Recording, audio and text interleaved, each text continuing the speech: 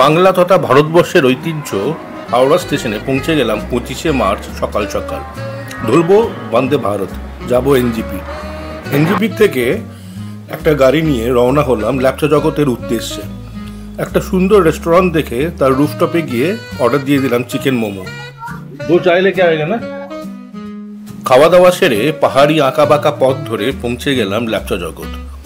নানা রকমের সুন্দর সুন্দর ফুল, পাখি, অসাধারণ কিছু সুন্দর মানুষ, এইসব মিলিয়ে আর মনোমুগ্ধকর প্রকৃতিকে নিয়ে ছোট্ট একটি গ্রাম ল্যাপচা জগৎ।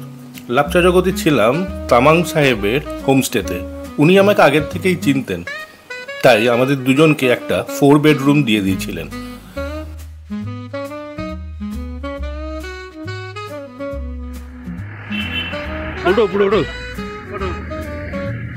এই প্রকাশ তামাংয়ের ল্যাপচা ভিউ হোমস্টেতে মালপত্র রেখে একটু রেস্ট নিয়ে দুজনে মিলে বেরিয়ে পড়লাম ভিউ পয়েন্টের উদ্দেশ্যে। বেশ চড়াই,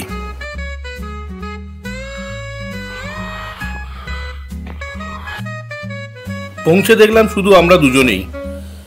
দোলনা চড়া ছাড়া আর কিছু কিন্তু আমরা করতে পারলাম না, কারণ চারিদিক মেঘে ঢাকা ছিল। সুতরাং ওখানে নিরাশ হয়ে কিছুক্ষণ সময় কাটিয়ে ফেরত চলে এলাম ল্যাপচা জগতের হোমস্টেতে। পরের দিন সকাল সকাল ঘুম ভাঙতেই সূর্যোদয়ে এনজয় করলাম হোমস্টের ব্যালকনি থেকে। আকাশ একদম ক্লিয়ার ছিল, বুঝতেই পারলাম কাঞ্চনজঙ্ঘা দেখতে পাওয়ার একটা প্রবল সম্ভাবনা আছে। তাই তাড়াহুড়ো করে উঠে গেলাম ভিউ পয়েন্টে। গিয়ে দেখি প্রচুর মানুষজন ওখানে ছবি তুলতে ব্যস্ত। একদম মনে হচ্ছে যেন মেঘের কোলে বসে আছি, সেই রূপকথা মেঘের দেশের মতো। আর মেঘের মধ্যে থেকে কিন্তু উকি মারল বরফে ঢাকা কাঞ্চনজঙ্ঘা। ওফ, মনোমুগ্ধকর সেই দৃশ্য। তাকিয়েই রইলাম অনেকক্ষণ ধরে। বেশ কিছুক্ষণ সময় কাটিয়ে ফেরত চলে এলাম হোমস্টে। ল্যাপচা জগৎ ছোট্ট একটি গ্রাম, সেখানে হেঁটে আশপাশটা ঘুরে দেখলাম। আর সন্ধে হতে না হতেই উল্টো দিকের পাহাড়ে দার্জিলিংটা পুরো আলোয় জলমল হয়ে উঠল। পরের দিন সকালে ট্রেক মানেভঞ্জন থেকে স্ট্যান্ডাকফুর উদ্দেশ্যে। Just look at the scene, সামনে রাস্তা পুরো ভ্যানিশ হয়ে গেল। সকাল সকাল ল্যাপচা জগৎ থেকে বেরিয়ে চলে এলাম মানেভঞ্জন থেকে হাঁটা শুরু করলাম তুমলিং এর উদ্দেশ্যে। আজ প্রথম দিনটা তুমলিং এই থাকবো। ওপরে শোনা দুর্ধর্ষ দেখতে লাগবে, বিউটিফুল ভিউ। ওখান থেকে ওই ভিউটা পাবে না, এখানে এসো। চলার পথে এত অসাধারণ কিছু সিনিক বিউটি, যেখানেই যাচ্ছি মনে হচ্ছে একটা নতুন জিনিস দেখছি। কিন্তু সেই পাহাড়, মন কিন্তু একদম ভরে গেল আনন্দে। কখনো বা মেঘ, কখনো বা আকাশ পরিষ্কার। আমরা প্রথম হল্ট নিলাম মেঘমা বলে একটা জায়গাতে।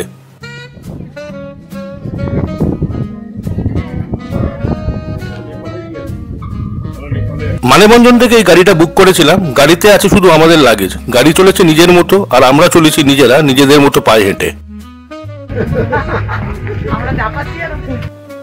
মেঘমাতে আছে একটা ছোট্ট দোকান, সেখানে নানা রকমের খাবার দাবার পাওয়া যায় চা, কফি, শরবত, নানা রকম ড্রিঙ্কস, কোল্ড ড্রিঙ্কস। সেখানে অল্প রেস্ট নিয়ে খাওয়া দাওয়া করে আবার চলা শুরু তুমলিং এর উদ্দেশ্যে।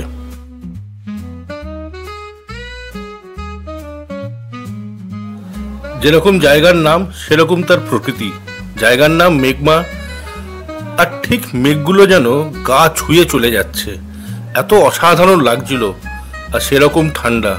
ফুলাতা সোয়েটার পরে আছি যথেষ্ট, কিন্তু হাঁটছি বলে বোঝা যাচ্ছে না। না হলে কিন্তু আরো অনেক কিছু চাপাবার দরকার ছিল এই ওয়েদারে। Trekking to Tumling 2 kilometers.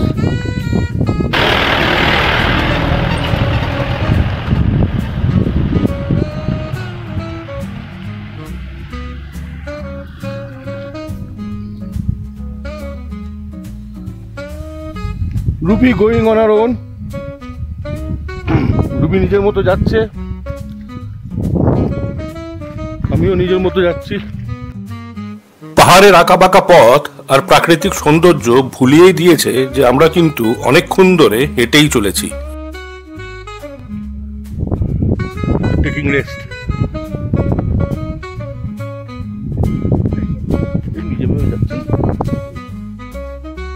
এই ছোট্ট ছোট্ট পায়ে চলতে চলতে ঠিকই পৌঁছে যাব।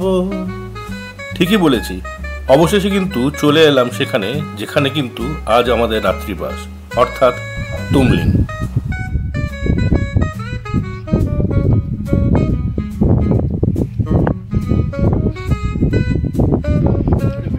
ওয়েট করো, আমি পারি, তবে হয়তো হ্যাঁ এটা আমাদের গাড়ি। হ্যাঁ বেটা, আমাদেরকে ছেড়ে দিয়ে চলে এসছে, গাড়ি এখানে দাঁড়িয়ে আছে, আমাদের গাড়ি। ওই ব্লুটা থাকবো, হ্যাঁ সিদ্ধার্থ লজ বোধ হয় ওটা, সিদ্ধার্থ গেস্ট হাউস বা হোমস্টে হোয়াট এভার, মনে তো তাই হয়। ওখানে একটা হোমস্টে আছে, ওখানে হোমস্টে আছে, বিয়ন্ড দ্যাট রেড। এই তো আমাদের গাড়ি, এই তো আমাদের ব্যাগ, আমার জ্যাকেট और luggage. This is my bag. हाँ, हम लोग को छोड़ के आगे अब ये हम लोग का अगले 2 दिन का साथी है चिरिंग भाई। चिरिंग भाई एक बार हाय बोल दो।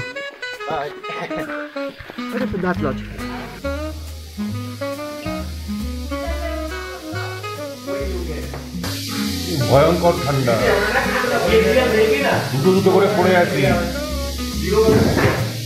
গরম চায় চুমুক।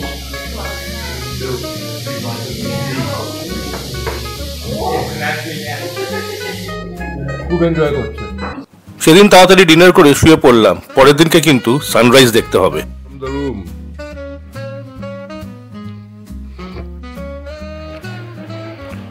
From my room, early morning at 5:15 AM. সকাল সকাল রুম থেকে এই দৃশ্য দেখে চোখ একেবারে স্থির হয়ে গেল, নাড়াতেই পারলাম না।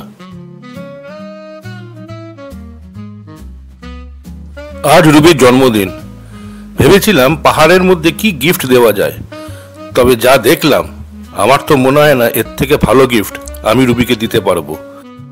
রুবিও খুব খুশি, শুধু কাঞ্চনজঙ্ঘা নয়, দেখতে পেল মাউন্ট এভারেস্ট, কিন্তু সেটা আর ক্যামেরাতে তোলা হয়নি। যাই হোক, এই ছিল আমাদের হোটেল তুমলিংয়ে থাকবার জন্য, নাম সিদ্ধার্থ লজ। আর এই কোনার ঘরটা ছিল আমাদের, মানে বুঝতেই পারছেন, জানলা খুললেই একদম সামনে বিস্তীর্ণ বরফে ঢাকা সেই স্লিপিং বুদ্ধা। তুমলিংয়ে একটা ছোট্ট মনেস্ট্রি আছে, সেখানেও কিন্তু প্রচুর লোক চলে গেছে কাঞ্চনজঙ্ঘাকে মন ভরে দেখবে বলে। Ruby high.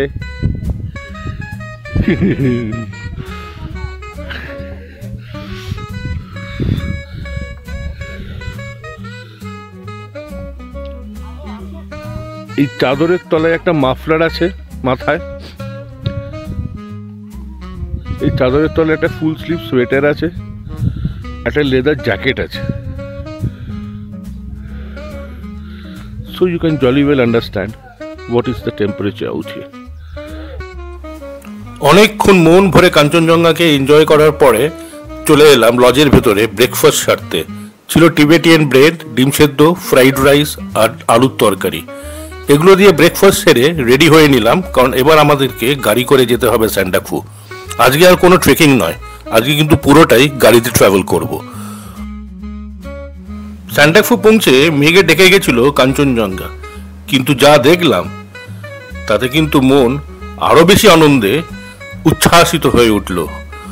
স্যান্ডাকফুতে পড়ে আছে বরফ, যেদিকে তাকাচ্ছি সেদিকে বরফ, আর বরফের মধ্যে খেলাধুলা করতে কার না ভালো লাগে। বয়স্ক লোকেদেরও যেন বয়স আরো ছোট হয়ে যায়। বরফ নিয়ে খেলতে তো আর রোজ রোজ সম্ভব নয়, তাই যখন পাওয়া যায় সেই সুযোগ ছাড়া কিন্তু একেবারেই উচিত নয়। পৌঁছানোর থেকে নিয়ে পরের দিন অবধি নানা রকম খাওয়া দাওয়া, প্রচুর মানুষজনদের সঙ্গে আলাপ পরিচয়, তাদের সঙ্গে নানা রকম গল্প, এসব করেই বরফের মধ্যে কাটিয়ে দিলাম স্যান্ডাকফুর দিনটা। আগেই বলে রাখি, পরের দিন সকালে কিন্তু সানরাইজ দেখতে পাইনি, প্রচন্ড বৃষ্টি আর ফগ পেয়েছিলাম। How are you enjoying on your birthday? কেমন এনজয় করছো জন্মদিনের দিন? হ্যাঁ, সকালবেলা কাঞ্চনজঙ্ঘা, মাউন্ট এভারেস্ট, লোৎসে, মাকালু, এখন Sandakphu the highest peak in Bengal, এরকম বরফ। সেদিন রাত্রিটা স্যান্ডাকফুতে কাটিয়ে পরের দিন দুপুরবেলা পৌঁছে গেলাম ল্যাপটপ জগৎ। ল্যাপটপ জগতে কিন্তু আবারও দেখতে পেলাম কাঞ্চনজঙ্ঘা, আর সেদিনকে রাত্রির বাস আমাদের ল্যাপটপ জগতেই।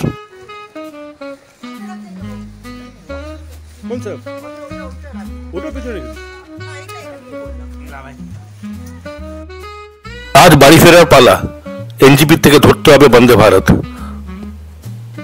কি আর বলবো।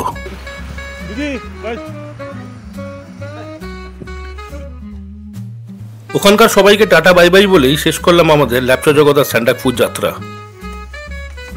Prakash ji thank you, welcome.